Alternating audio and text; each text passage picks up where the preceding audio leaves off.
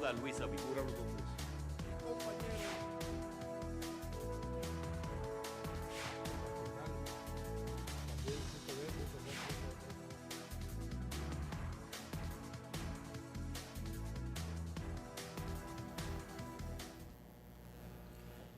Saludos y bienvenidos a la jornada de este día martes, que contamos a 12 del mes de enero del año 2016. Buenas tardes, América. Comienza en este momento. Vamos a ver todo lo que ha ocurrido en el mundo en las últimas horas. Buenas tardes, América, por CTV, Canal 3 de Win Telecom, 38 Tricom y una serie de sistemas a todo lo largo y ancho del país para cubrir justamente la mayor parte de nuestro territorio, y para el resto del mundo por ctv.com.do en tiempo real. De modo que aquí estamos de nuevo para compartir esta jornada hasta las 7 de la noche o de la tarde, no importa, dependiendo en qué área del mundo usted se encuentra, o de la madrugada también. Pero lo importante es que el día de hoy también hay muchas cosas, como todos los días, que mantienen el mundo en constante movimiento, en términos noticiosos y en todos los sentidos. Tenemos en el día de hoy muchos temas, un nuevo atentado en Turquía. Y vamos a ver cuál fue el resultado de ese atentado y quién se lo atribuyó. Nuevos elementos asociados a la captura del narcotraficante más importante de esta época, Joaquín El Chapo Guzmán, el mexicano, que cayó en la trampa por no evadir un micrófono. En Venezuela siguen los problemas en esta ocasión asociados a disposiciones del Tribunal Superior, la Suprema Corte del país bolivariano, y también asociado a los problemas con la Asamblea Nacional y el gobierno. En Alemania siguen los problemas derivados de unos ataques sexuales que ocurrieron el 31 de enero, la última noche del año, atribuidos a refugiados o inmigrantes. Y eso ha cambiado la correlación de fuerza que había en Alemania.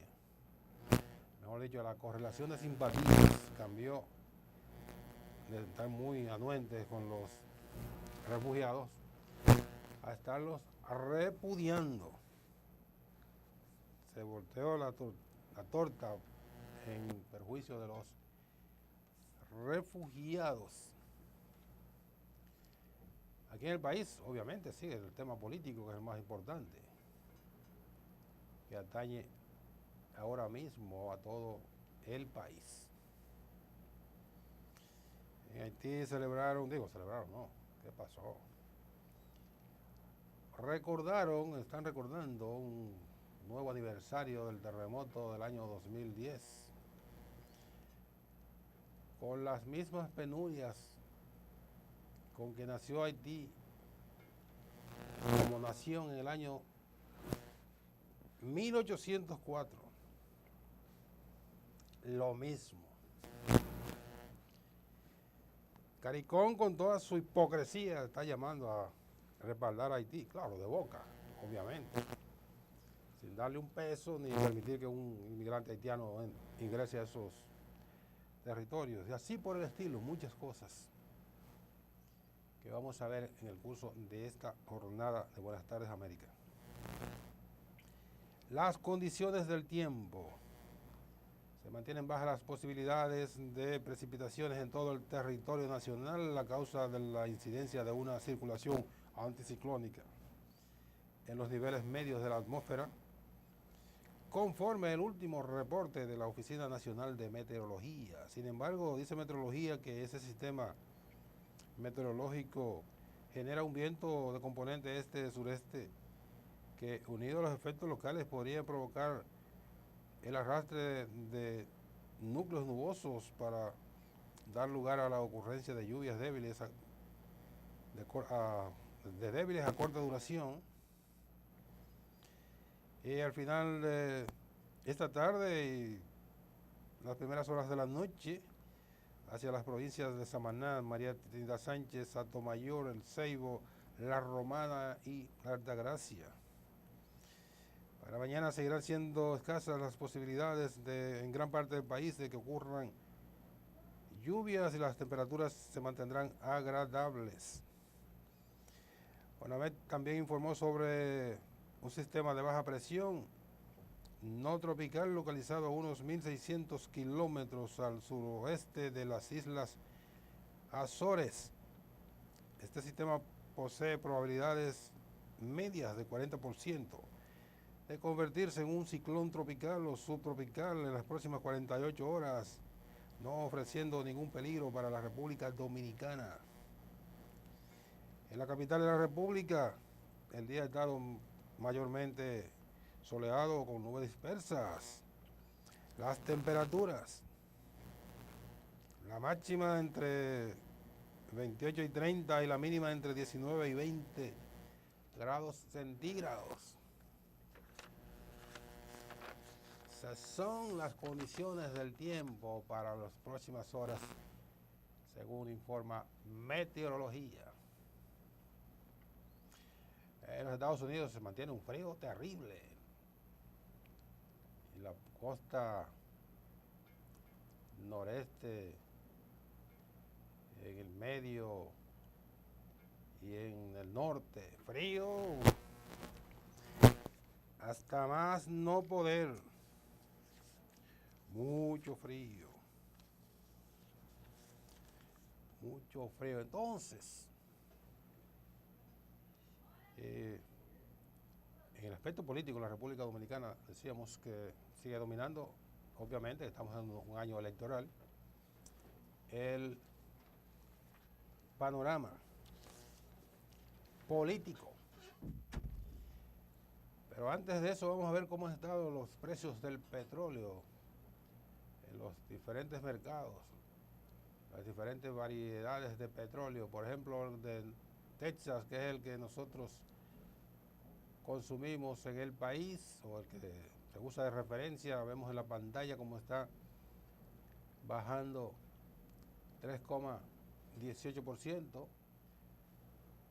que lo sitúa a $30.41, que es $1 menos que la jornada de ayer. Eso equivale al precio en que tenía el petróleo hace 12 años. Y entonces ese es uno, también el petróleo, el Brent, de referencia en Europa, ha bajado muchísimo, está por debajo de los $40. Y el de referencia en la OPEP, Organización de Países Exportadores de Petróleo, anda por debajo de $30, lo que mantiene a los países productores con los dedos cruzados, porque el asunto va en serio hacia la baja sistemática. Por ejemplo, tenemos dos reportes, uno que nos habla de la proyección, de cómo estaría, o el impacto que ha tenido el precio del petróleo en la baja, cuando algunas compañías han tenido que hacer recortes de su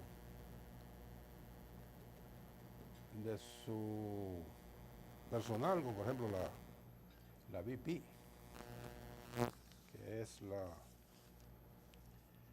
principal petrolera del Reino Unido, la Gran Bretaña ha tenido que recortar parte de su personal debido a que tiene una situación complicada como consecuencia de la caída de los precios del petróleo.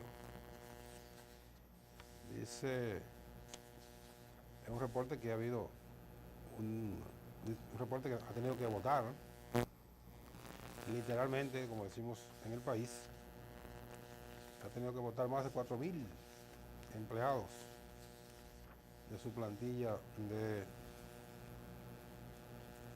trabajadores a nivel de todo el mundo. En el caso de... ¿Dónde está lo del petróleo? Bueno, eso mismo, la OPEP, la BP ha tenido que cancelar muchos empleados debido a la caída de los precios del petróleo. Mientras tanto, un expresidente de la OPEP y también exministro de Energía de Nigeria está pidiendo rápidamente una reunión de la OPEP para analizar extraordinariamente el impacto de la caída de los precios del petróleo. El petróleo de la OPEP, el petróleo de la OPEP está por debajo de $31. Y entonces la BP anuncia la reducción de una parte de su personal. Vamos a ver primero lo que dice ese reporte, un reporte breve sobre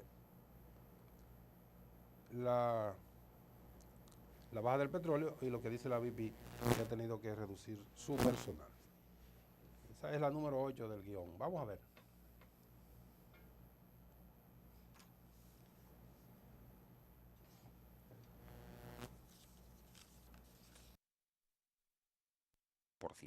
Algo que ha provocado que la petrolera británica BP anunciara un recorte de 4.000 empleos en las áreas de exploración y producción y la brasileña Petrobras comunicara la reducción de un 4% en sus inversiones de aquí a 2019. Pienso que podemos prever un barril a $20, tal como se vaticina, estima este analista bursátil. Es el momento de mirar a los productores de Arabia Saudí, Oriente Medio, para quienes con este nivel de precios les empieza a resultar más difícil hacer dinero con sus reservas, y no solo porque la producción les sea barata.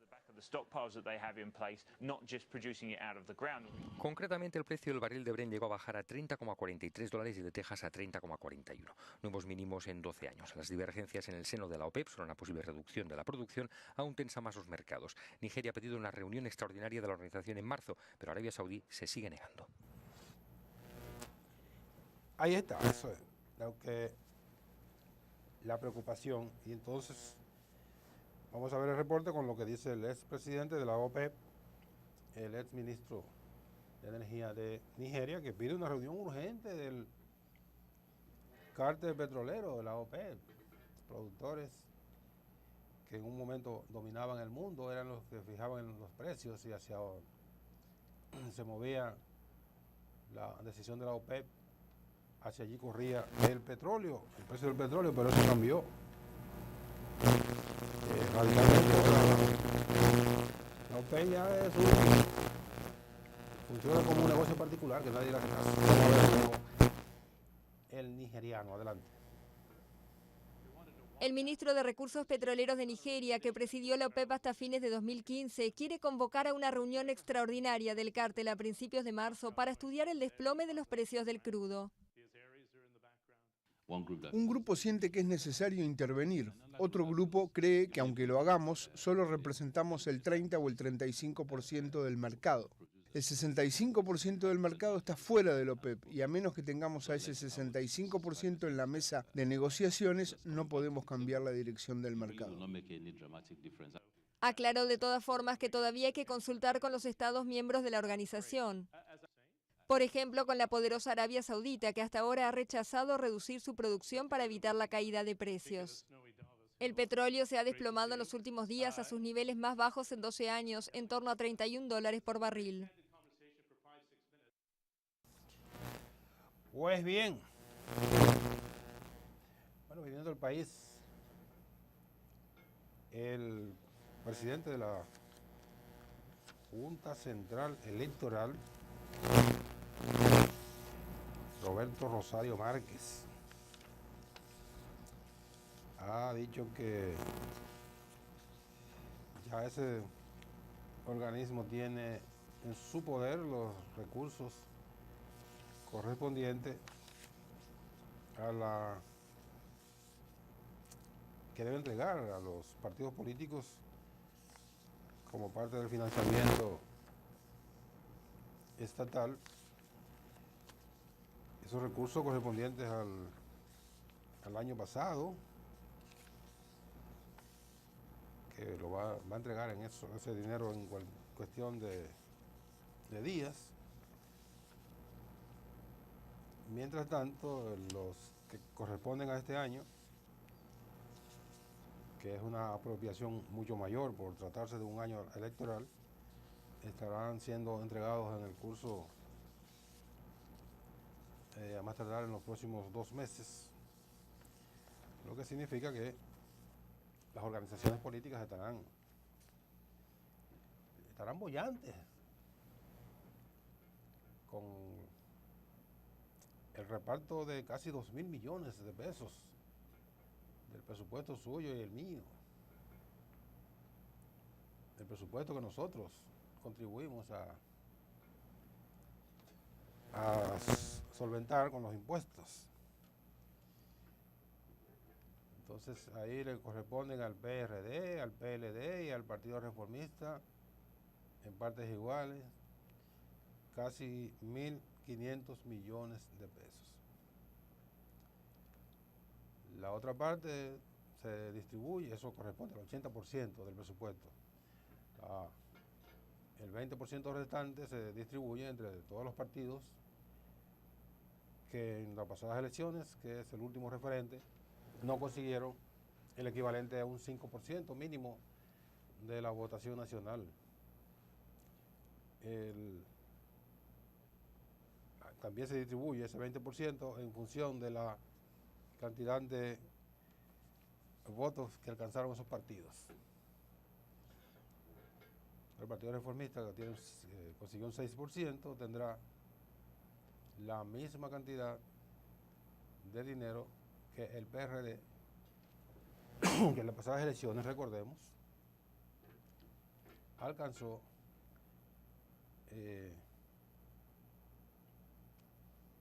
40%.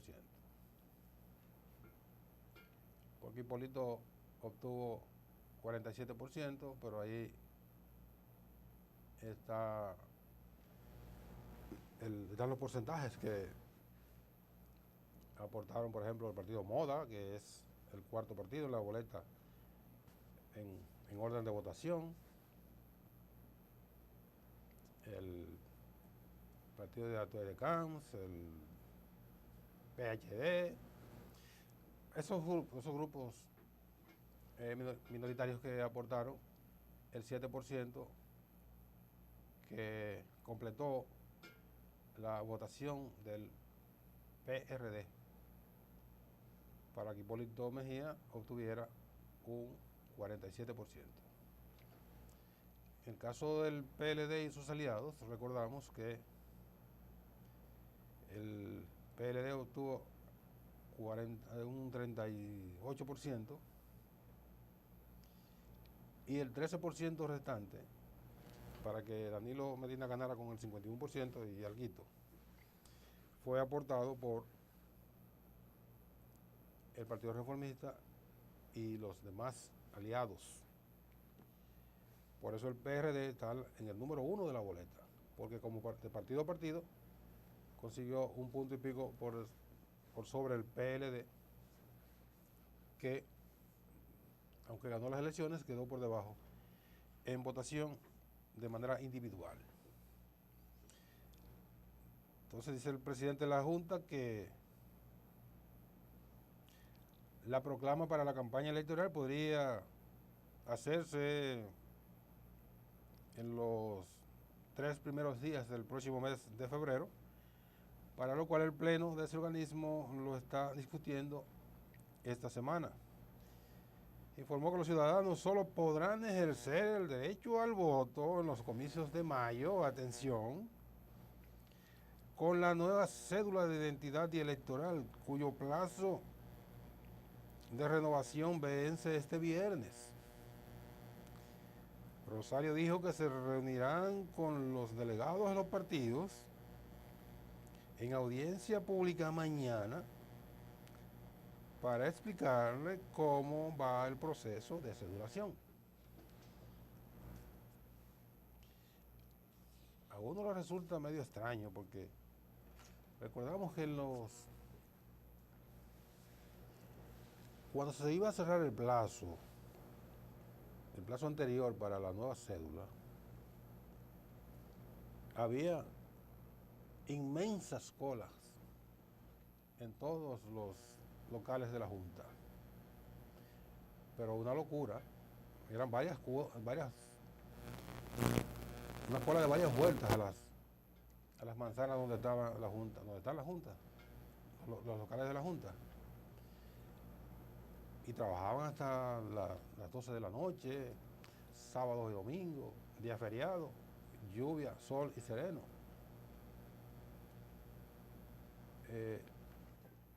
Bueno, y supuestamente se cerró ese plazo, supuestamente no, se cerró ese plazo, que era un plazo para cambiar la cédula anterior por la actual, que se necesitaba para hacer cualquier trámite, y los bancos no canjeaban un cheque, ni abrían una cuenta bancaria a nadie que no fuera con la nueva cédula durante un periodo. Luego,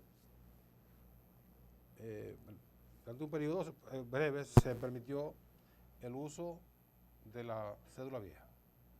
Luego se cerró ese plazo y ya. Se suponía que toda la población dominicana tenía la nueva cédula, pero ocurre que no. Ocurre que mucha gente se quedó remolona, parece que no hacían actividades básicamente bancarias, que son donde hay los mayores requisitos y las exigencias de más alto nivel.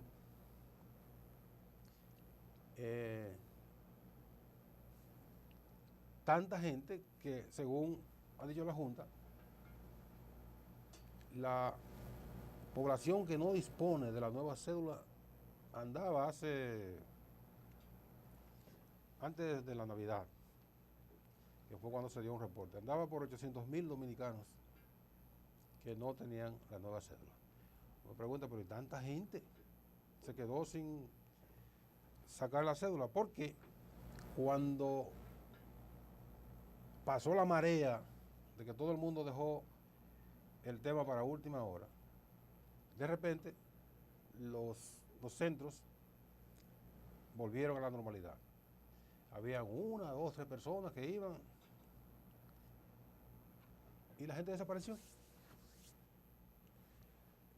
Entonces, lo más lógico era suponer que cuando, al cambiar radicalmente de la aglomeración al desierto, era porque ya todo el mundo había sacado la cédula. Ocurre que no, que una población tan importante como 800,000 personas no tenía la cédula. Y la Junta lo está reiterando. Pero no es verdad. El próximo viernes vence el plazo. Muy bien. La Junta ha establecido que después de ese día la gente puede seguir sacando su cédula, pero no va a aparecer en el padrón. Y como lo decíamos ayer, podemos apostar a que el 15 de mayo, que serán las elecciones de este año, se estará reclamando que se emita una resolución para que la gente pueda votar si tiene la cédula nueva, aunque no aparezca en el padrón. Y ahí se va a armar no un cuello de botella, un casco de botella que tiene vidrio para que podría generar dificultades tanto en los centros de votación como las denuncias de que hubo dislocamiento, que hubo exclusión, que la persona no la dejaron votar aunque tenía su cédula nueva, etcétera, etcétera. Ojalá que la Junta y los partidos se pusieran de acuerdo y que se estableciera una suerte de padrón alternativo.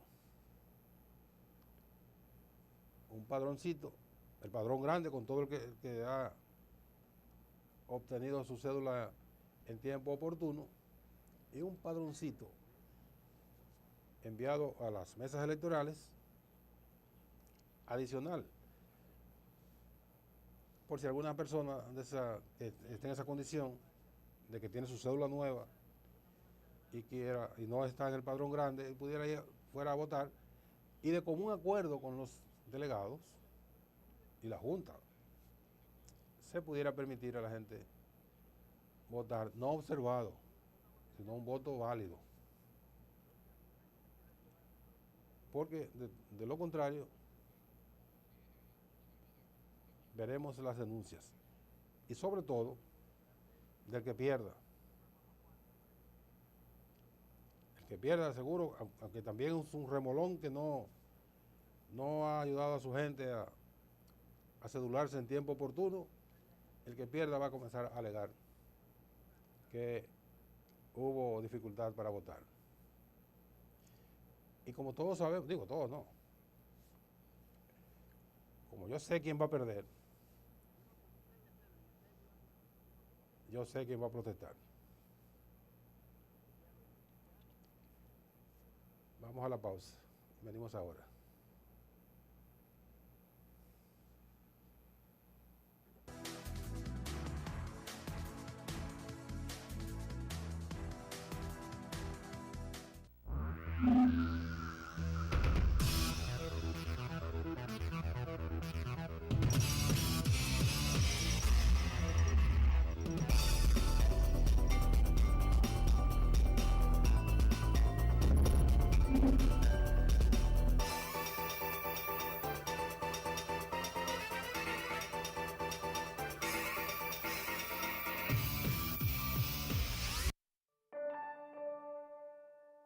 Con tu apoyo, solidaridad y ciudadanía, vamos a transformar la República Dominicana en un país libre de analfabetismo. Si conoces a alguien que todavía no sepa leer o escribir, acompáñalo y ayúdalo a registrarse. Necesitamos la ayuda de todos y todas. Quisqueya aprende contigo. Que nadie se quede fuera. República Dominicana, hora de hacer lo que nunca se ha hecho.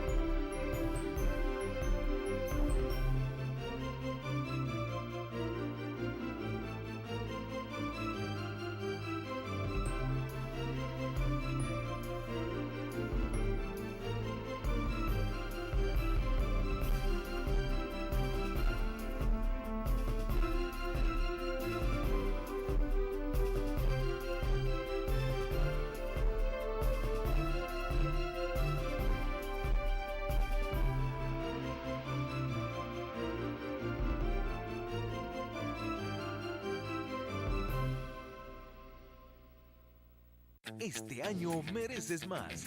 Ahora en Win, al contratar tu servicio, recibes más capacidad en tu plan de internet, más canales en tu televisión y más minutos en tus llamadas. Arranca el año con la mejor diversión al mejor precio. Ahorra y disfruta más con Multiplay. Win Telecom. Sé libre con el viento.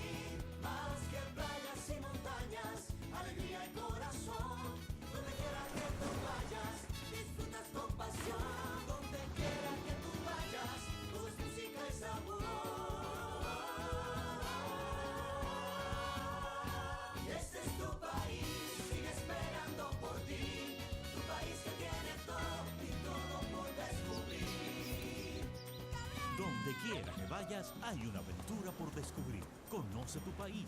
Ministerio de Turismo. Turismo para todos.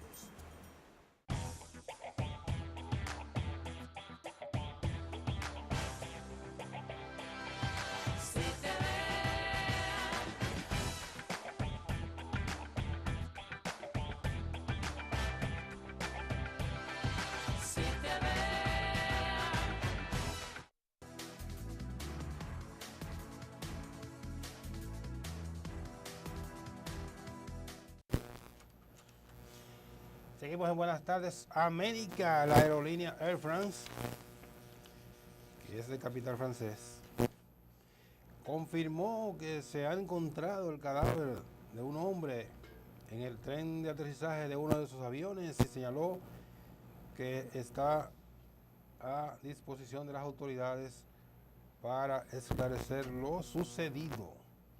La compañía indicó que el cuerpo fue hallado durante una operación de mantenimiento en el aeropuerto parisino de Orly, pero dijo que no puede confirmar la procedencia del último vuelo de ese aparato. Oigan eso.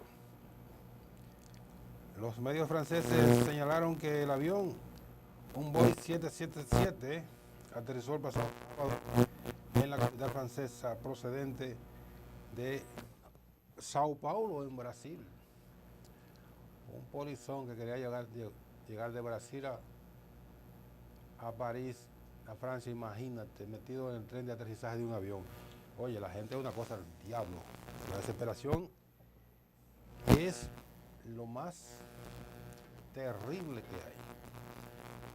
¿Cómo se le ocurre a alguien que puede llegar en el tren de aterrizaje de un avión en una travesía entre Brasil y Francia?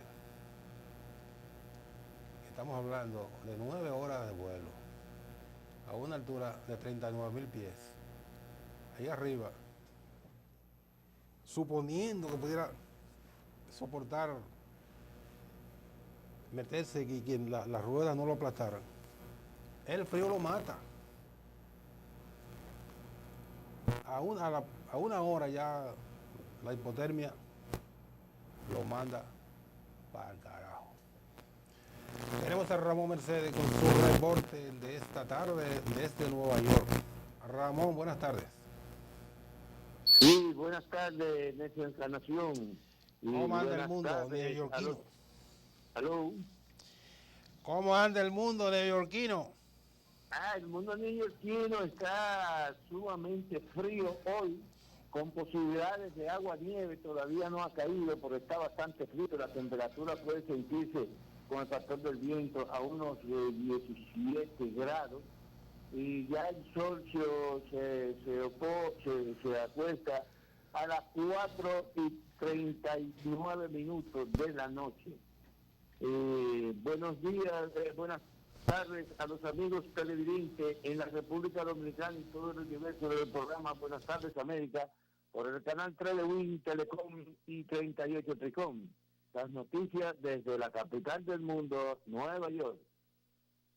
Autoridades aduanales en el aeropuerto John F. Kennedy detuvieron a una ciudadana dominicana procedente desde la República Dominicana por tratar de introducir de contrabando de heroína a Nueva York disfrazada en una botella de mamajuana. La criolla Rosa Almonte de Ortega llegó al aeropuerto Kennedy desde su país de origen el pasado 6 de enero y mientras la mujer buscaba su bolsa, agentes de aduana durante el chequeo de su equipaje encontraron una botella de alcohol que contenía gránulos bien envueltos y protegidos con plástico que dice dieron positivo a la heroína. A la dominicana se le acusa de importación de una sustancia controlada y de contrabando. En otra información, desde este mes, todos aquellos que reciban cargo de posesión de armas de fuego serán enviados exclusivamente a una corte en Brooklyn, donde dos jueces, Susana Mondo y Cassandra Mullen, quienes presidirán la lectura de cargos, las acusaciones y los juicios en miles de arrestos por armas cada año. Asimismo, 200 oficiales policiales estarán enfocados en crímenes con armas de fuego. Dicha corte trabajará en conjunto con la nueva Dirección de Eliminación de Violencia de Armas, que estará compuesta por detectives y liderará y enfocará las investigaciones policiales relacionadas con armas de fuego ilegales.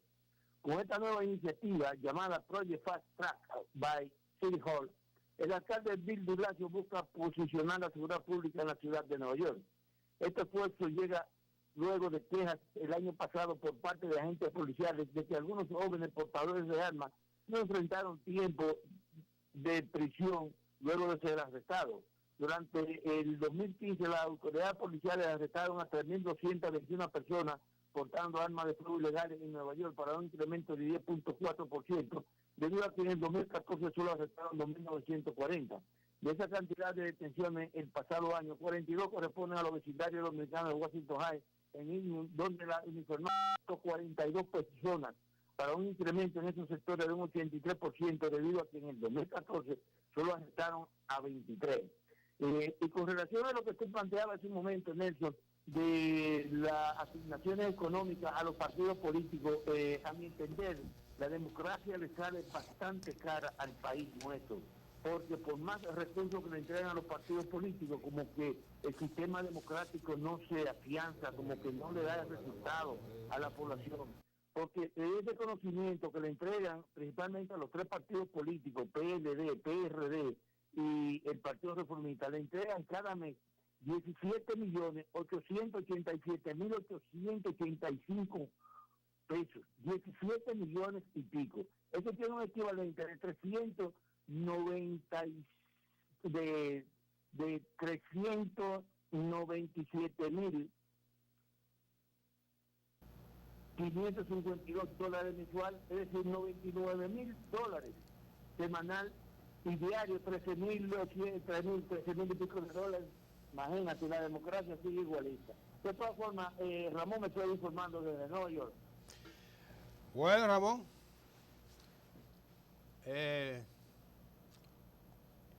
decíamos que el día de ayer tú hablabas del tema del Chapo.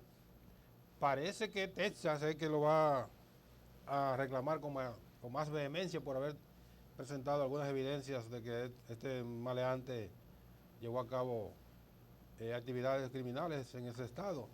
Y México está como poniendo como condición que no se le condene a muerte en Texas, donde tú sabes que hasta el sol de hoy nadie condenado a muerte en ese estado ha podido lograr que se le cambie la pena. ¿Qué te parece? Bueno, eso habría que ver, porque eso es un alegato que hace Texas también, pero la mayoría de posibilidades de tradición la tiene Nueva York, porque los crímenes han sido mayores, y mayores cualitativamente y cuantitativamente, ¿eso me entiendes?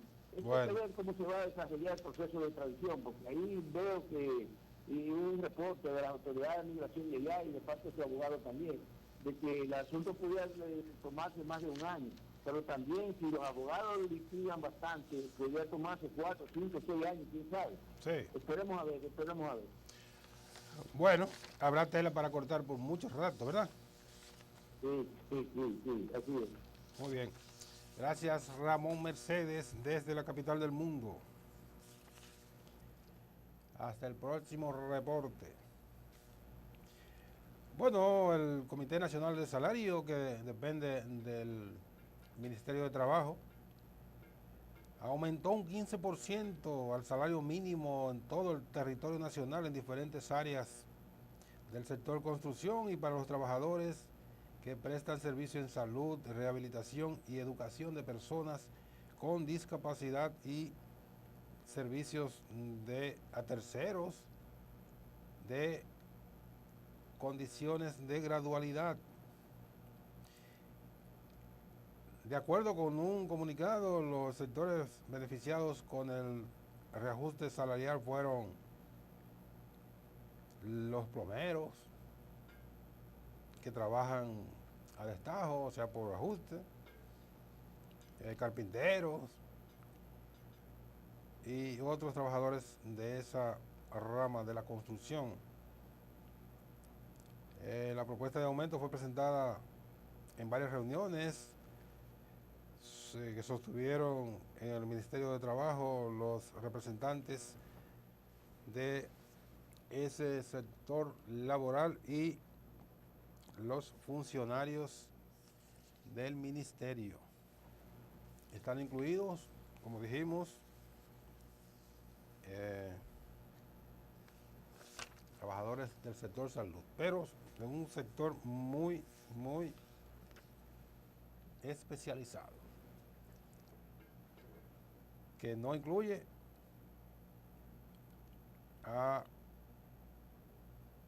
los que reclaman las enfermeras, médicos, bioanalistas y otros sectores, u otros empleados y servidores del sector salud. Entonces, a propósito del sector salud, vemos que un reporte de DOMI,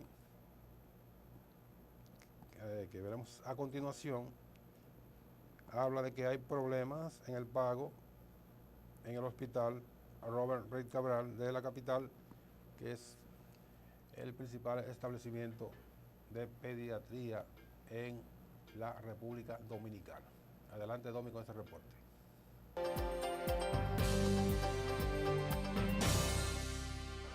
¿Qué tal? Buenas quejas, protestas y una larga fila de madres con sus pequeños que buscan pagar facturación para los procedimientos de laboratorio.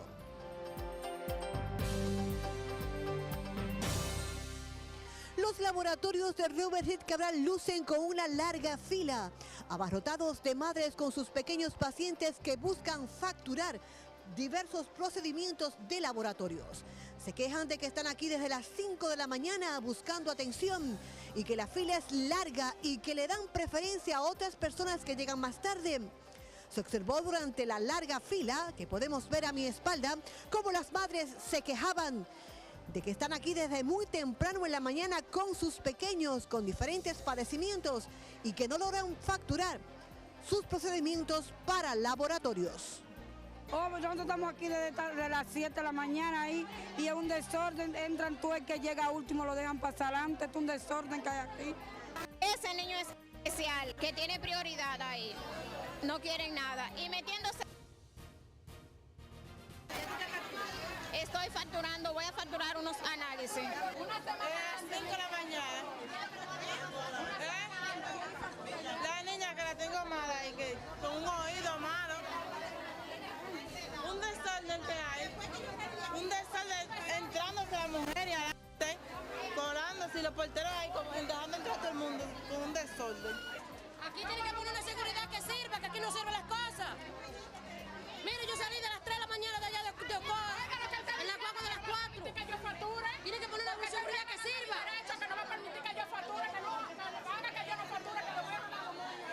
El país está ante una gran amenaza del Zika virus, según dijo la ministra de Salud Pública, quien llamó a los dominicanos a eliminar los criaderos y a usar mosquiteros y repelentes.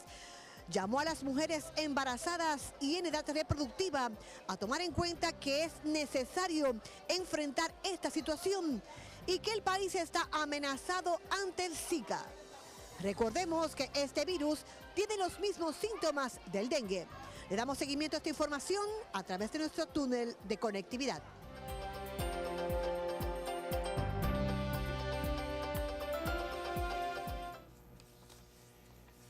Bueno, siempre hay problemas con nuestra gente. Qué cosa,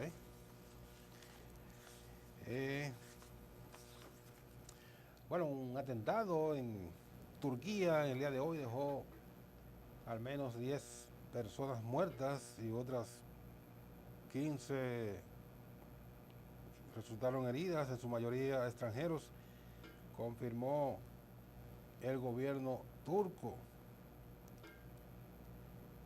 Las autoridades de ese país señalaron que entre los 15 heridos hay 2 en estado crítico y agregó que el responsable del atentado suicida es una persona de origen sirio que nació en 1988, aunque no dio más detalles sobre la identidad. Pero antes el presidente turco Recep Tayyip Erdogan ya había confirmado que entre los muertos se encontraban extranjeros, en su mayoría turistas que estaban de visita en la Mezquita Azul, uno de los puntos más importantes de peregrinación en territorio turco. Vamos a ver un reporte con algunos detalles sobre ese atentado, porque el Estado Islámico se atribuyó la autoría de ese ataque suicida,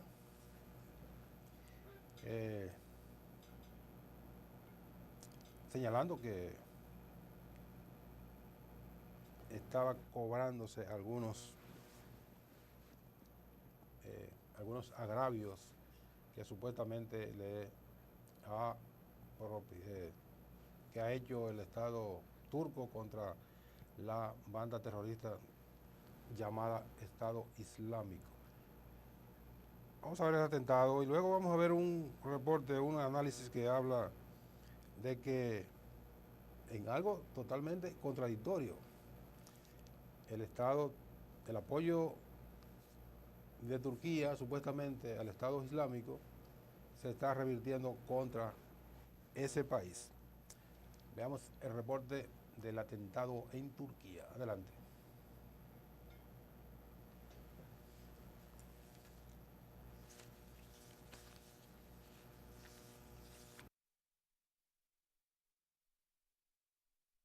¿Por qué Turquía está siendo blanco de los numerosos atentados que se han producido recientemente?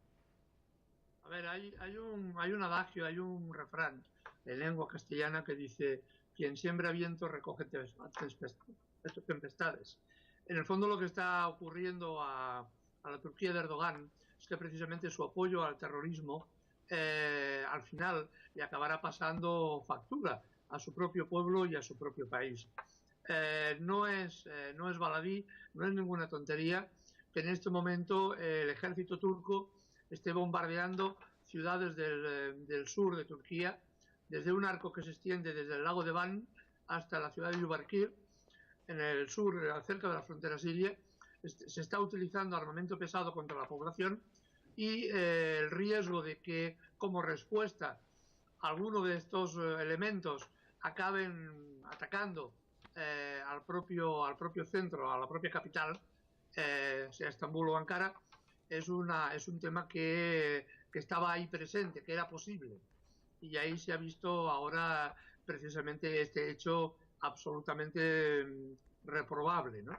Reprobable por cuanto que los que mueren son siempre no responsables de los conflictos, ¿no? Gente que no tiene nada que ver. Luque, ¿pudieran existir otras causas? En su opinión, ¿podría ser la política de restablecimiento del Imperio Romano la causante fundamental de estos sucesos? Sí, a ver, aquí hay un conjunto de factores con la escasa información que ahora se tiene, es difícil hacer una proyección de responsabilidad, pero lo que es evidente es de que el ansia de Erdogan de recrear de nuevo el Imperio Otomano desde Crimea hasta Alepo, que está en Siria, es precisamente una de las grandes causas del desarrollo y el apoyo de Erdogan a todos los grupos terroristas de la zona. Es de ver, por ejemplo, cómo se ha creado, gracias al patronazgo económico de Erdogan, una brigada otomana cuyo objetivo es la reconquista de Crimea, que, como todos sabemos, está ahora forma parte de Rusia. Hay una brigada militar cuyo objetivo es que está siendo financiada precisamente por el gobierno turco, ¿no? Igual que ahora el gobierno turco es el que permite que cientos y miles de terroristas entren en territorio sirio precisamente para destruir al gobierno de Al-Assad, ¿no? En ese sentido, el apoyo del terrorismo de Erdogan es un elemento que de una forma u otra se le volverá en contra. Gracias, Luque, por su opinión, por su análisis para Hispam TV Noticias. Bueno, ese era el análisis, la parte de ya propiamente con un reporte del atentado. Se la debemos. Le debemos esa parte. Venimos al país de nuevo con Domi García, con un reporte del fallecimiento de una niña en el Hospital Infantil de Santiago, donde se alega que el fallecimiento se debió a negligencia. Adelante, Domi.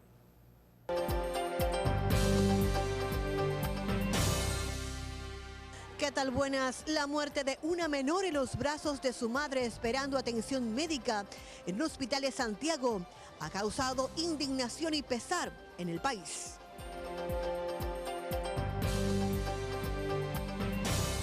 El país se ha sentido indignado con la muerte de una menor en brazos de su madre en un hospital de Santiago.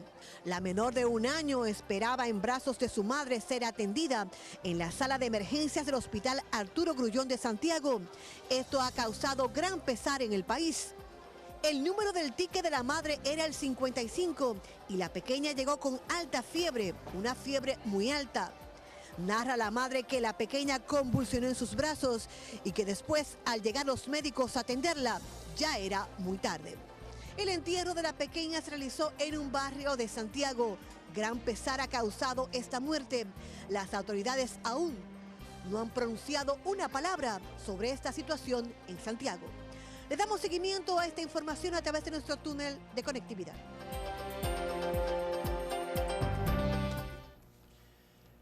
Esas son de las cosas que ocurren en los hospitales de un país del tercer mundo que priva en desarrollado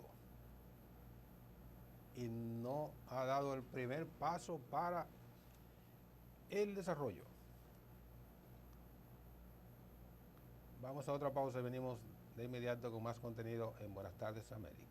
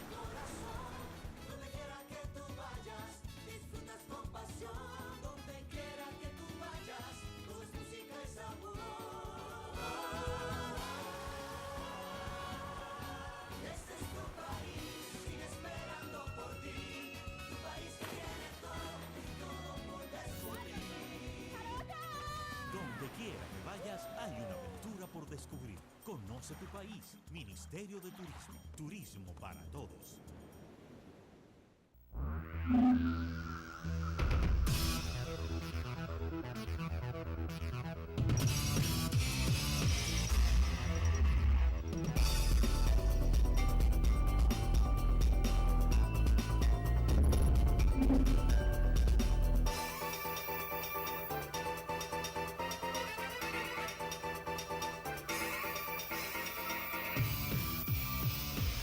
Este año mereces más.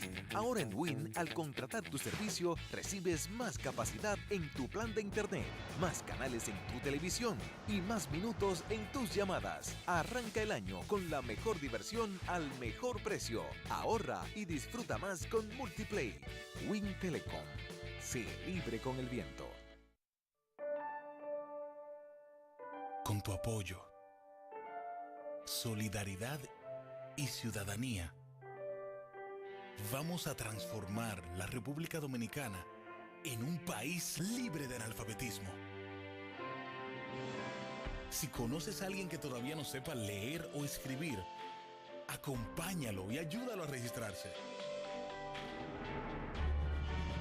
Necesitamos la ayuda de todos y todas. Quisqueya aprende contigo. Que nadie se quede fuera. República Dominicana, hora de hacer lo que nunca se ha hecho.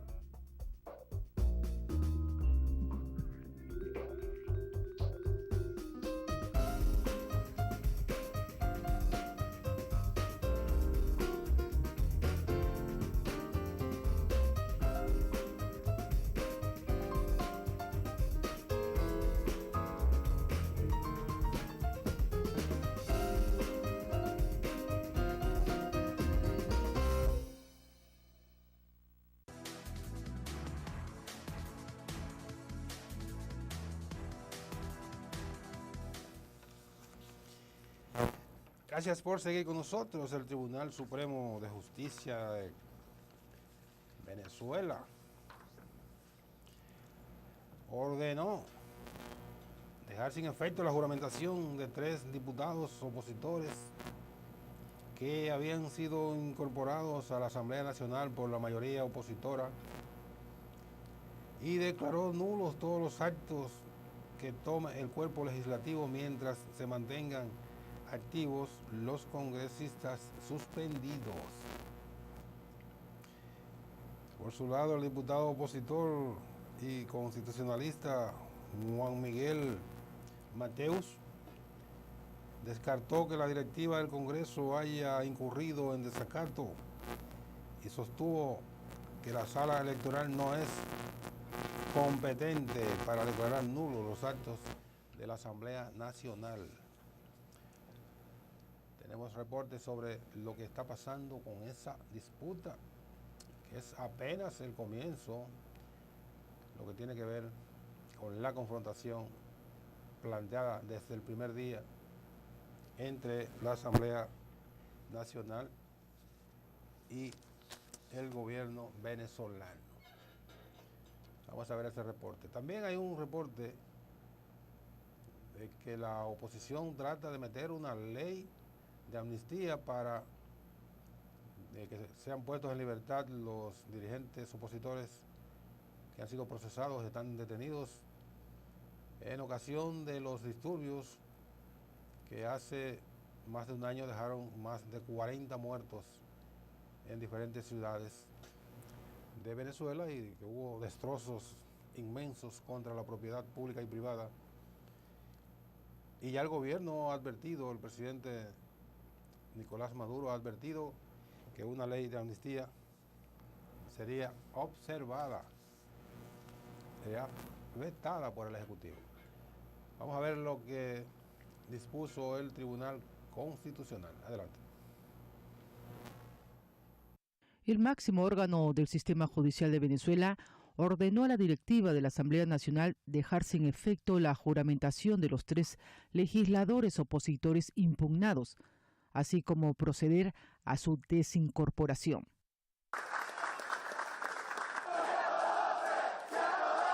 Pero el Parlamento, controlado por la oposición que obtuvo una mayoría de 2/3, al juramentar al trío, no parece estar decidido a obedecer al Poder Judicial. Esto es una locura, eso es una burda maniobra del PSUV utilizando la sumisión de un poder para darle un golpe a la soberanía popular.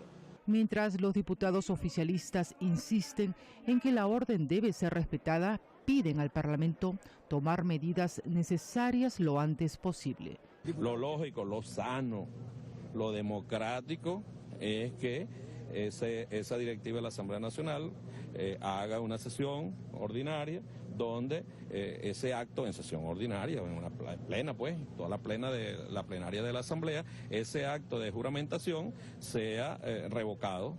El pasado miércoles el Parlamento venezolano juramentó a 3 diputados opositores suspendidos por el Tribunal Supremo de Justicia. Así violó la decisión de la Corte. Pero los analistas piensan que todo el juego del Tribunal Supremo versus Parlamento es otra maniobra de la oposición para desestabilizar el país. La oposición intenta cada instante, a cada momento que le parece conveniente desestabilizar, quebrar el país en lo económico, en lo político, en lo social. Ahora todos los ojos están puestos en la próxima sesión de la Cámara prevista para el martes, donde el presidente Nicolás Maduro prevé entregar un decreto de emergencia económica, pero el oficialismo dijo que si la oposición sigue creando crisis institucional, someter el decreto no vale la pena. Rocío Hurtado con información de Mosde. Eso es la confrontación anunciada. Por otra parte, la misma Asamblea está empujando, como dijimos, un proyecto de ley de amnistía para dejar zanjados o dejar borrados las imputaciones que hizo el Ministerio Público y que un tribunal acogió en Venezuela contra los opositores implicados en actos de vandalismo y de homicidio. Vamos a ver ese reporte. Diputados opositores y familiares de presos políticos, entre ellos la esposa de Leopoldo López, Lilian Tintori, entregaron este lunes un proyecto de ley de amnistía para decenas de presos políticos. Se entregó un proyecto muy bien hecho, es una ley y un decreto. Ahora vienen pues estas discusiones y planteamientos y evaluaciones de este proyecto dentro de la Asamblea Nacional y la decisión de cuál se va a tomar para hacer la liberación de los presos políticos, presos inocentes, presos por solo pensar distinto. Tintori afirmó que la ley de amnistía y reconciliación apunta a indultar a unos 76 presos y miles de perseguidos políticos. El gobierno advirtió de antemano que vetará la ley. Esta iniciativa fue presentada justo cuando el Tribunal Supremo de Justicia divulgaba un fallo que anuló las decisiones de la mayoría parlamentaria y declaró en desacato a sus directivos por haber juramentado a 3 legisladores cuya elección impugnó el chavismo. Sí, señor. Haití conmemoró en el día de hoy el 6º aniversario del terremoto devastador que acabó con la vida de más de 200.000 personas y dejó sin hogar a más de 1 millón en medio de una crisis política y electoral.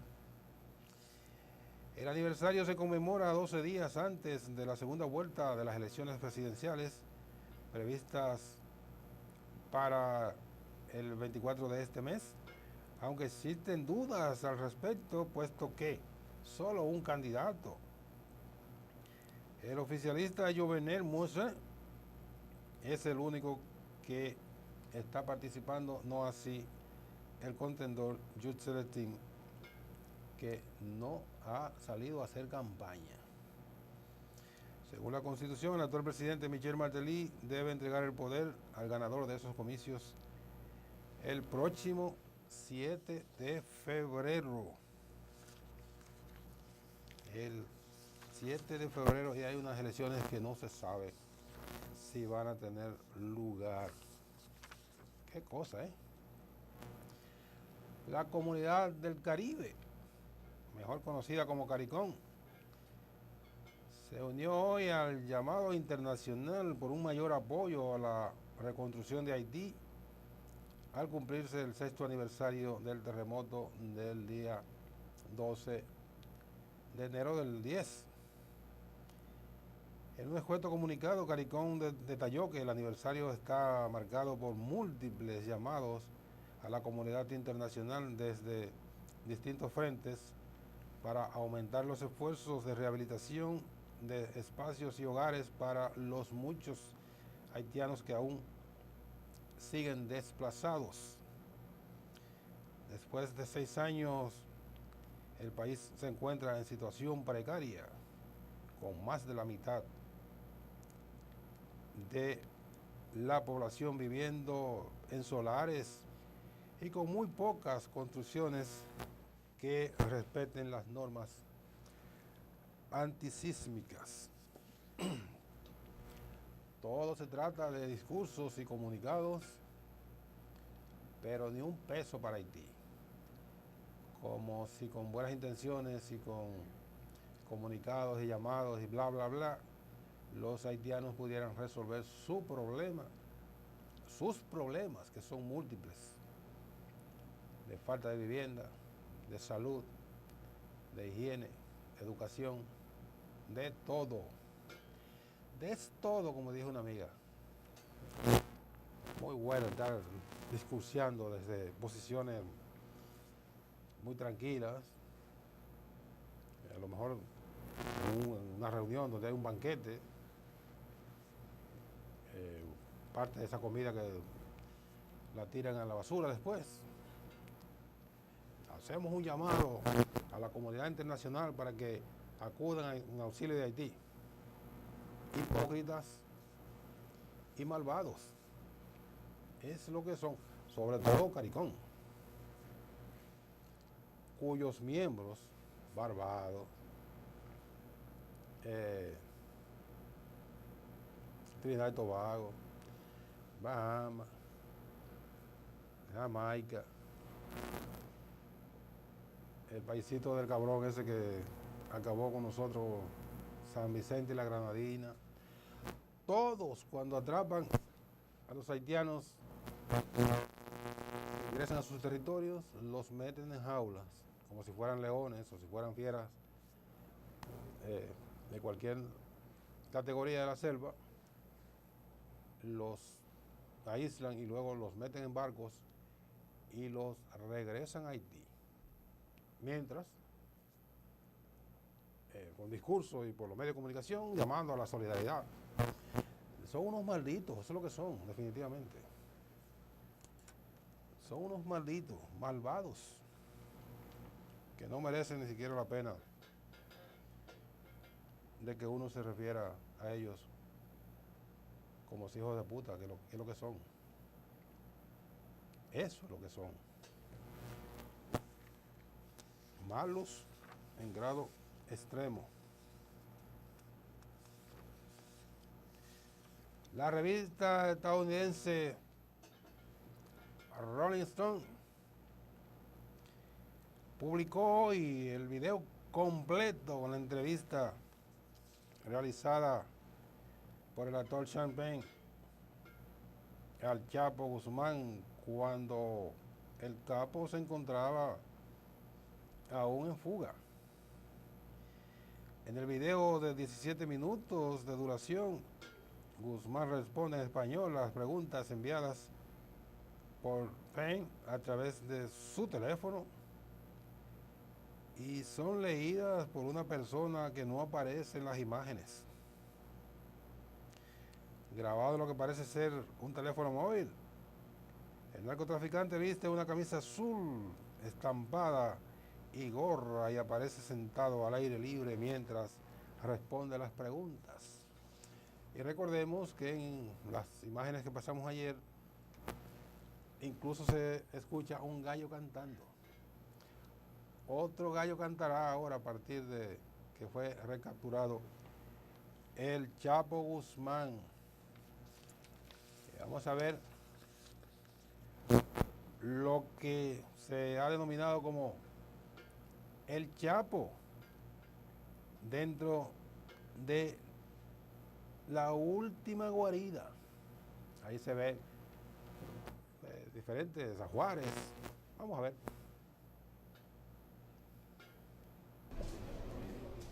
Así quedó el interior de la última guarida de Joaquín El Chapo Guzmán antes de su recaptura. La vivienda fue el escenario de un enfrentamiento de sus pistoleros con efectivos militares, tras el cual 5 presuntos criminales resultaron muertos y un uniformado herido. La fase final de un operativo que se puso en marcha luego de un mes de vigilancia de las fuerzas de seguridad sobre esa casa en Los Mochis, Sinaloa. Mientras ocurría el tiroteo, el capo escapaba con su supuesto jefe de seguridad por el sistema de drenaje pluvial. Pero este túnel no pudo salvarlo. Poco después de salir al otro lado, fue detenido definitivamente.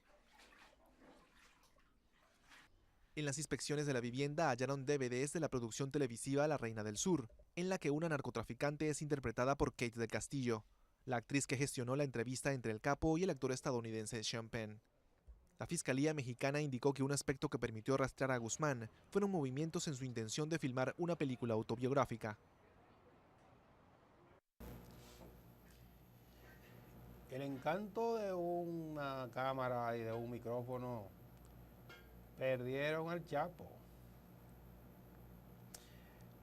En Inglaterra, el Reino Unido dio en el día de hoy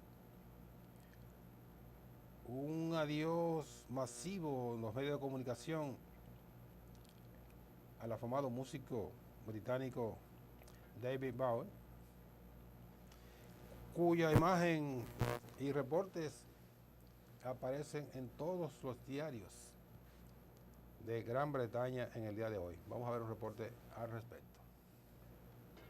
La prensa británica dedicó sus portadas del martes al legendario cantante David Bowie, quien murió el lunes víctima de cáncer, generando desconsuelo entre sus fanáticos. El anuncio de su muerte sorprendió al mundo entero, dado que el polifacético músico no solo logró que su enfermedad no saliera a la luz, sino que acababa de publicar el pasado viernes su último álbum Blackstar. El martes todavía se desconocía además dónde murió, de qué tipo de cáncer o si habrá un funeral. Sus fans le han rendido así homenaje en todos los lugares conocidos donde vivió, en Londres, Nueva York e incluso Berlín, donde el artista se refugió a fines de la década de 1970. Se anunció además un concierto en su homenaje para el 31 de marzo en el Carnegie Hall de Nueva York.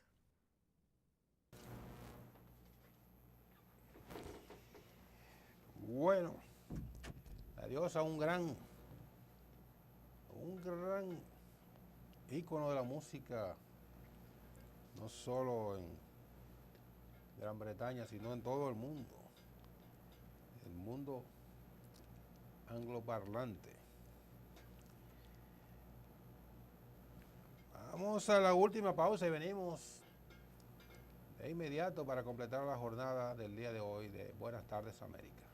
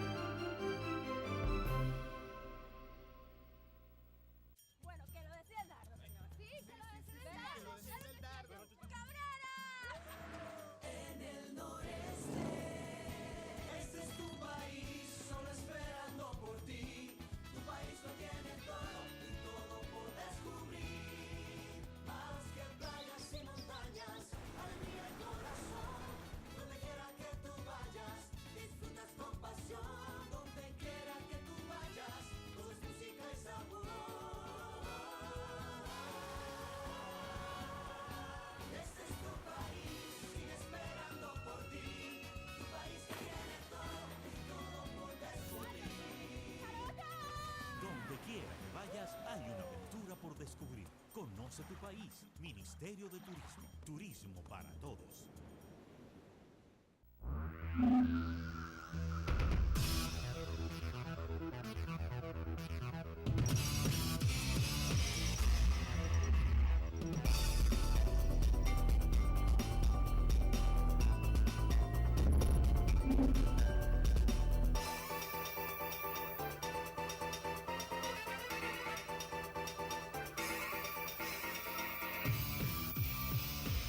Este año mereces más. Ahora en Win, al contratar tu servicio, recibes más capacidad en tu plan de internet, más canales en tu televisión y más minutos en tus llamadas. Arranca el año con la mejor diversión al mejor precio. Ahorra y disfruta más con Multiplay. Win Telecom. Sé libre con el viento. Con tu apoyo, solidaridad y ciudadanía, vamos a transformar la República Dominicana en un país libre de analfabetismo. Si conoces a alguien que todavía no sepa leer o escribir, acompáñalo y ayúdalo a registrarse. Necesitamos la ayuda de todos y todas. Quisqueya aprende contigo. Que nadie se quede fuera. República Dominicana, hora de hacer lo que nunca se ha hecho.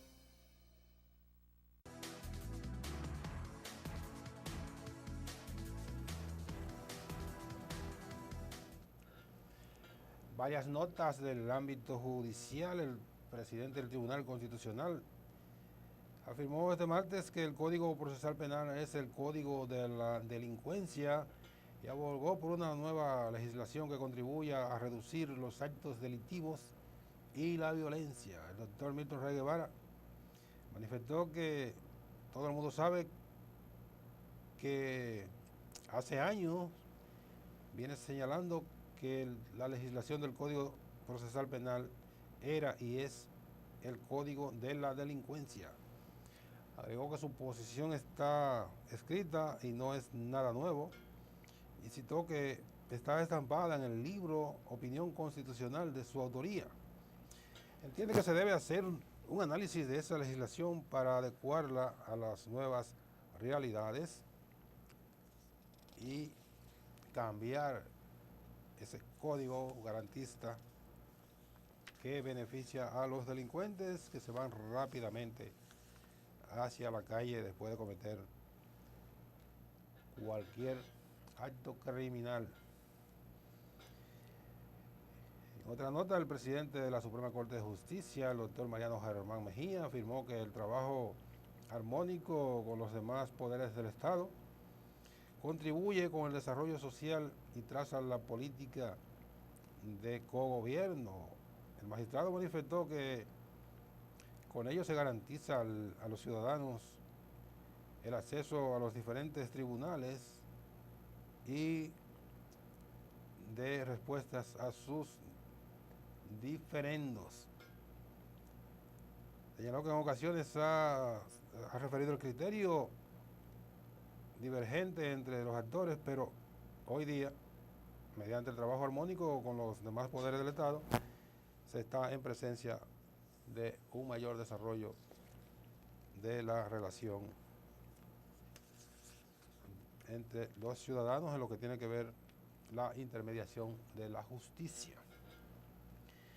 Por otro lado, el jefe de la policía, el procurador general y el presidente del Tribunal Constitucional abogaron el día de hoy por la pronta aprobación de la ley de reforma de la Policía Nacional. Durante el lanzamiento del Plan Estratégico de la Policía 2016-2020, el general Nelson Peguero Paredes explicó que el propósito principal del plan es provocar y gestionar cambios en la institución del orden hasta convertirse en la organización policial que merece la ciudadanía, pero consideró que esto será posible con la urgente aprobación del proyecto de ley orgánica de la policía, el cual se encuentra empantanado, digo yo, en el Congreso Nacional. Bueno, el vicepresidente ejecutivo de la Corporación Dominicana de Empresas Eléctricas Estatales, Rubén Villara, ha defendido la adjudicación de una segunda planta en Punta Catalina a un consorcio que la va a construir a todo costo, y defendió que la transparencia ha sido el punto fundamental en la adjudicación, tanto así que se prevé o se contempla en el contrato que el banco que vaya a financiar la planta solo podrá desembolsar cuando se le someta una especie de ubicación en que se determine el nivel de avance de la construcción, y que el banco le va a pagar al contratante de la obra y no tiene nada que ver, ningún funcionario del Estado no va a intervenir en esa operación. Sin embargo, un reporte de Domi García nos da cuenta de que hay reclamos para que haya transparencia o mayor claridad en el tema de la planta a carbón. Adelante, Domi.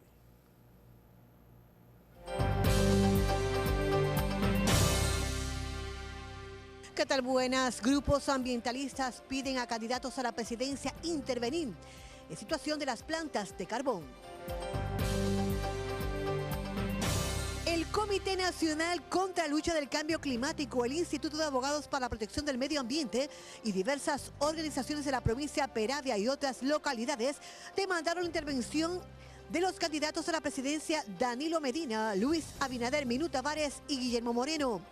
En rueda de prensa celebrada en el Colegio Dominicano de Periodistas, las entidades denunciaron que el gobierno autorizó en secreto la instalación en Punta Catalina de otra planta de carbón de 600 megavatios a una empresa radicada en el país que no es conocida en el ramo de la generación eléctrica. Hemos solicitado la comparecencia forzada de los candidatos presidenciales y de los presidentes de los partidos del país a la audiencia que se celebrará el lunes 18 en el Tribunal Superior Administrativo, que conocerá el amparo preventivo medioambiental que hemos elevado ante ese tribunal. La segunda información es que vamos ante este mismo tribunal depositar el documento de acuerdo entre el gobierno dominicano y una empresa fantasma sobre una planta clandestina secreta que se está montando en Punta Catalina. Anunciaron que solicitarán al Tribunal Superior Administrativo que impida la instalación de esta tercera planta en Punta Catalina. Damos seguimiento a través de nuestro túnel de conectividad.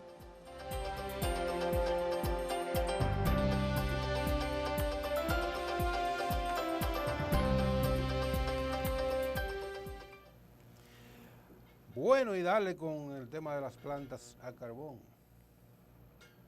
Que construyan las benditas plantas para que terminen los malditos apagones. Y no fastidien tanto. Que ustedes no hacen ni dejan hacer. Por Dios, por Dios.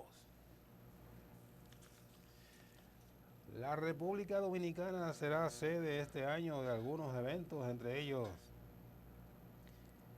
la reunión anual de la Organización de los Estados Americanos, OEA, que tendrá lugar del 13 al 15 de julio en esta capital, confirmó en el día de hoy el canciller Andrés Navarro.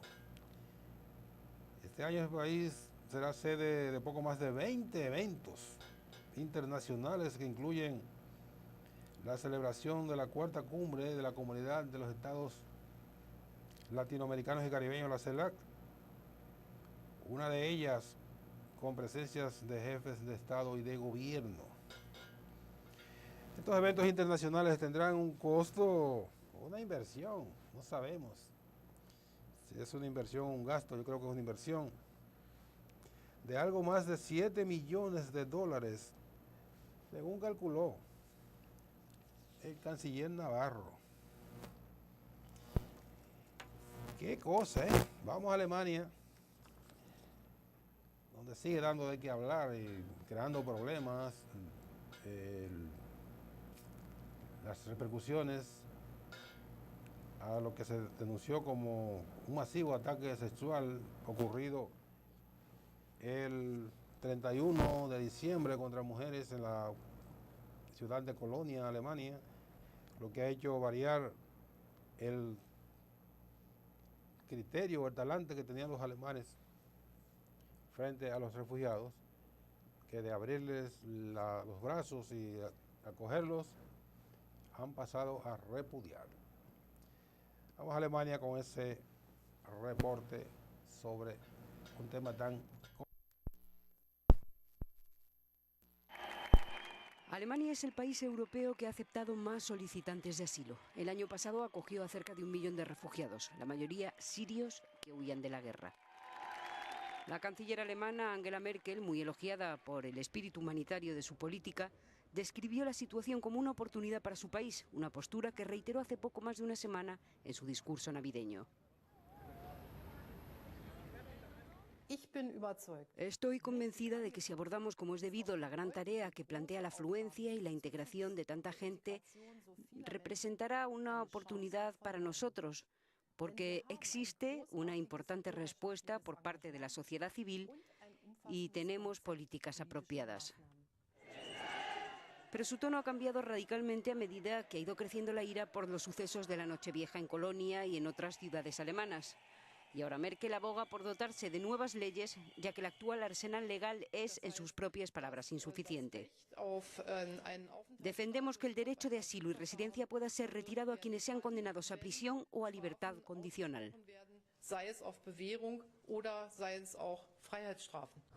Mientras que los políticos instan a la población a no meter a todos los refugiados en el mismo saco, la extrema derecha multiplica las manifestaciones y acusa a Merkel de poner en peligro a los alemanes con su política de puertas abiertas. El escándalo de las agresiones también ha planteado dudas sobre el papel de las fuerzas de seguridad. El jefe de la policía de Colonia ha sido apartado de su cargo tras la publicación de un informe que describe una situación de caos y desorganización policial sorprendentes. Un testigo de los ataques asegura que vio a un puñado de hombres dando instrucciones a los demás. También el ministro de Justicia habla de ataques coordinados. Los agresores deben ser condenados. Tenemos que aclarar si lo sucedido es una nueva forma de crimen organizado contra el que el Estado debe tomar medidas.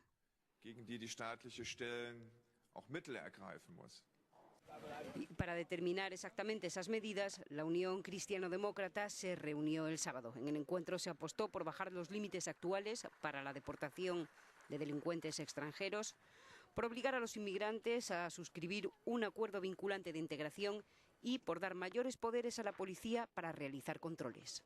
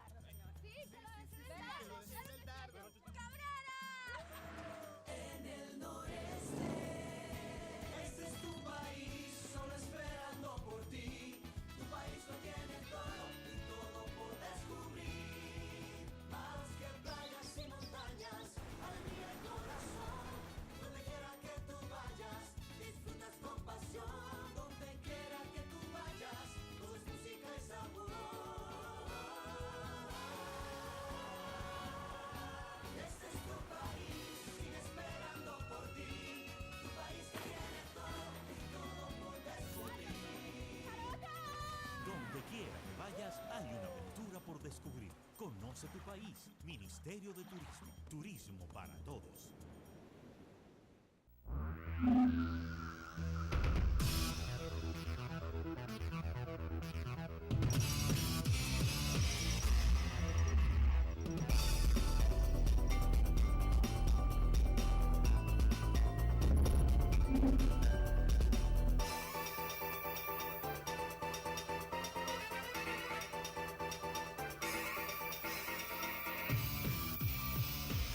Este año mereces más.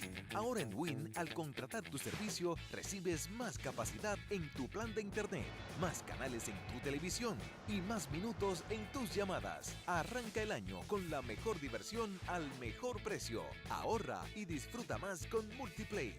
Win Telecom. Sé libre con el viento. Con tu apoyo, solidaridad y ciudadanía, vamos a transformar la República Dominicana en un país libre de analfabetismo. Si conoces a alguien que todavía no sepa leer o escribir, acompáñalo y ayúdalo a registrarse. Necesitamos la ayuda de todos y todas. Quisqueya aprende contigo. Que nadie se quede fuera. República Dominicana, hora de hacer lo que nunca se ha hecho.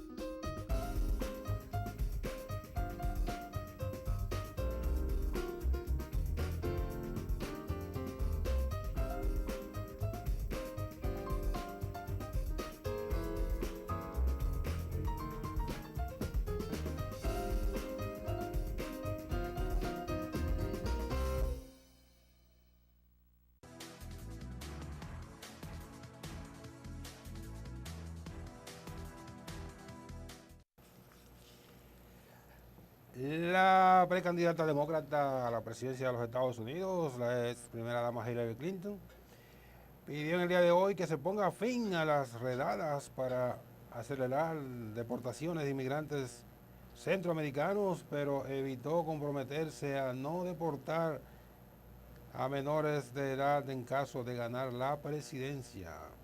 En una ronda de entrevistas sobre cuestiones que afectan a las minorías raciales junto a los otros dos precandidatos, Bernie Sanders y Martin O'Malley, Clinton marcó distancia con el presidente Barack Obama y su gabinete en cuanto a las redadas para el año 2016, que apunta a ser también muy amplio en repatriaciones de indocumentados.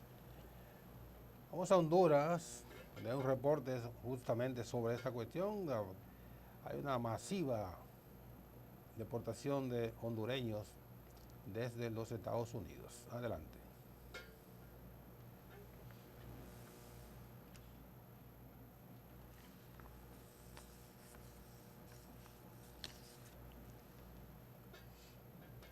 Famílias que vieram a semana passada falar com nós outros, e se foi agarrado um hijo mío, o que deve ser? Então, nós outros explicamos, a reacção das pessoas é uma reacção de medo. Según las cifras del Centro del Migrante Retornado, en el 2015 fueron deportados de México más de 80.000 hondureños y los Estados Unidos un aproximado de 25.000, entre estos niños. Aquí no hay oportunidades. O sea, vemos que la gente que viaja, principalmente la gente que no tiene oportunidad a la educación. Sí sabemos que hay algún porcentaje de gente formada con educación que sí viaja, que viaja porque no hay oportunidades laborales. evidentemente regresan aquí y no van a encontrar más oportunidades. La Oficina para el Control de Inmigración y Aduanas de los Estados Unidos continúa con las redadas y detenciones. En muchos casos engañan a las personas para ingresar ilegalmente a sus hogares y detenerlos. Los hondureños defienden a sus compatriotas por el maltrato que reciben. Si no se está cuidando lo que tenemos acá, es mucho más difícil cuidar los que vienen.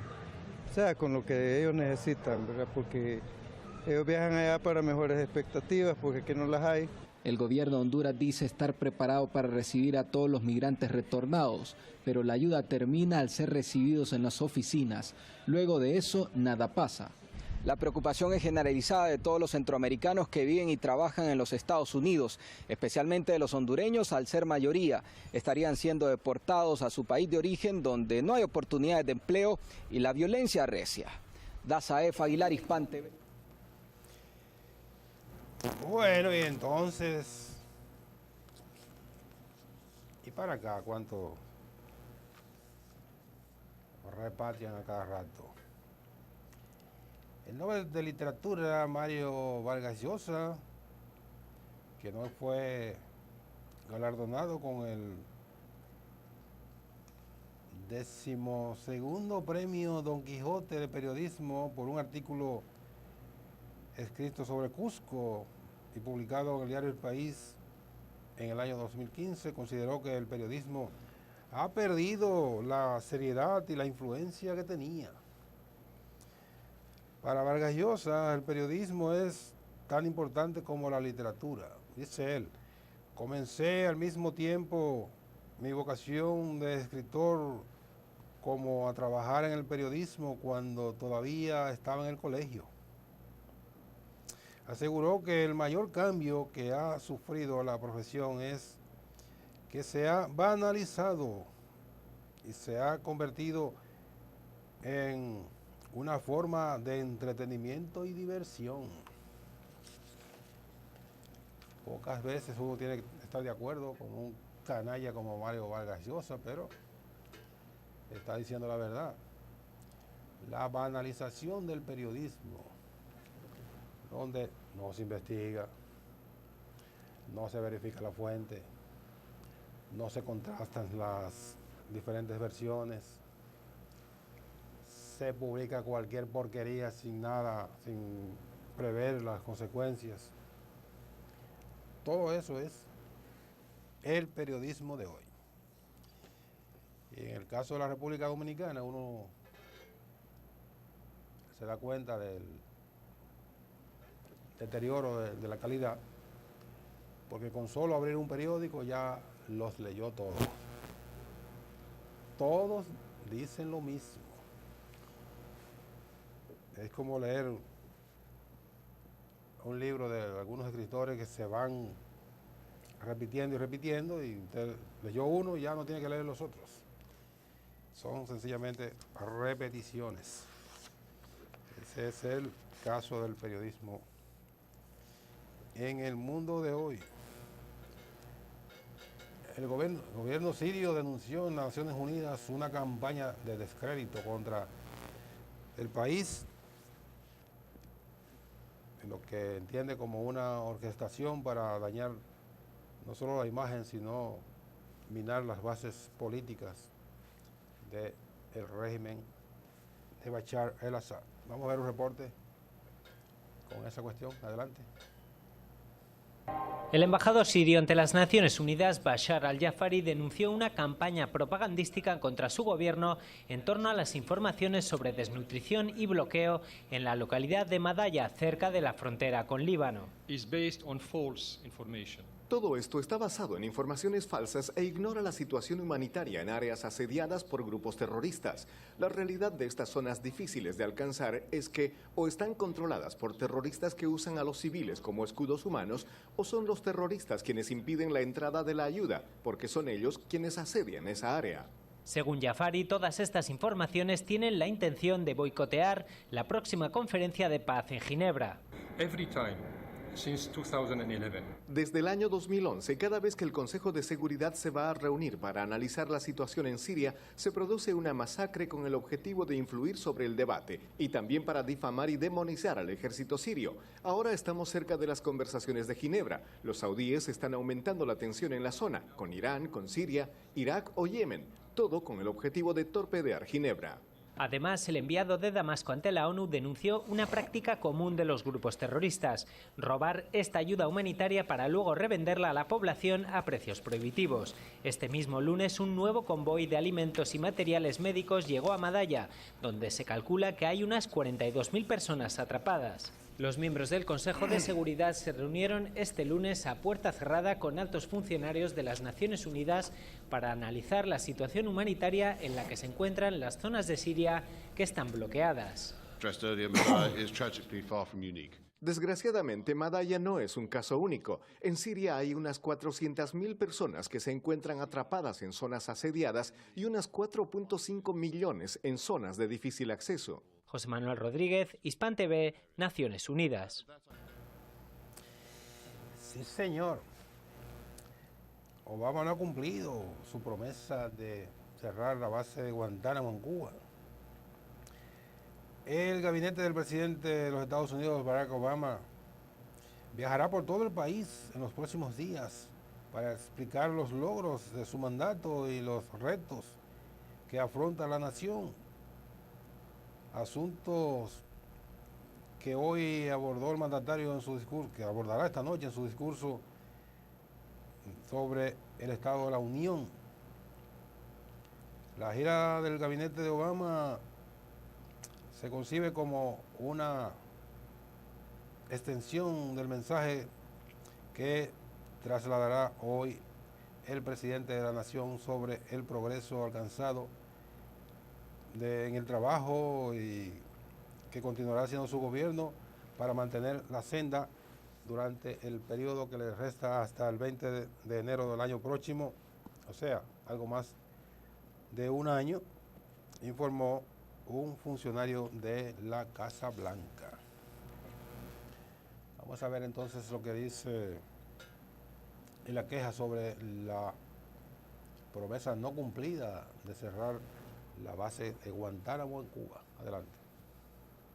Activistas de varias organizaciones protestaron frente a la Casa Blanca en demanda de que la administración Obama cierre la prisión de Guantánamo al cumplirse 14 años de su apertura. Cada año venimos para pedir al gobierno que por fin tratan a esos seres humanos con los derechos humanos que se merecen. El presidente es absolutamente necesario que hace todo lo posible que cierre la cárcel. Para él sí, es ahora o nunca. El centro de detenciones de Guantánamo fue abierto con el propósito de encarcelar a prisioneros sospechosos de haber participado en el ataque terrorista del 11 de septiembre de 2001. En respuesta a los ataques del 11 de septiembre, lo que sucedió es que Estados Unidos olvidó sus valores. Esos valores se pusieron a prueba en momentos de presión y debimos adherirnos a las leyes que decimos respetar. Desafortunadamente, después del 9/11, Estados Unidos no hizo eso. Barack Obama, durante su campaña electoral, prometió cerrar Guantánamo. Han pasado más de 7 años desde que asumiera la presidencia y la promesa sigue sin ser cumplida. El asunto de Guantánamo, cuando el presidente Obama comenzó su administración, era de consenso. Todos estaban de acuerdo con su cierre, pero comenzaron a jugar políticamente y eso está pasando una y otra vez. Miembros del Congreso están usando la histeria y miedo al terrorismo para justificar el funcionamiento de Guantánamo. Según la organización Witness Against Torture, desde su apertura, 779 prisioneros fueron encarcelados en la prisión de Guantánamo. La mayoría fueron liberados o transferidos. Sin embargo, 103 personas permanecen detenidas sin habérseles acusado y menos enjuiciado. El activismo hace llegar sus demandas. Cierre la prisión, agilice la liberación de los hombres autorizados. No simplemente mueva Guantánamo a Estados Unidos manteniendo la política de detención indefinida. Que se reconsidere el marco legal sobre cómo proceder con los detenidos de la guerra contra el terror.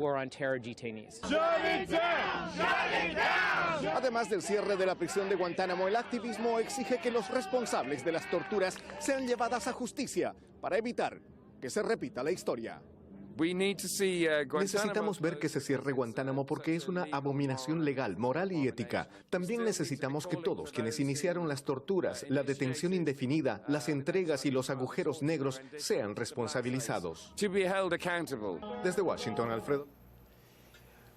Señor. 14 years is too much. 14 años es demasiado. Vamos a ver si eso... Bueno, ya no va a cerrar nada. Se está despidiendo el presidente Barack Obama.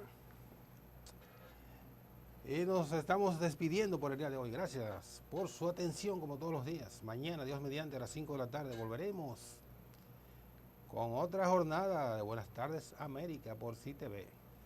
Buenas tardes, buenas noches.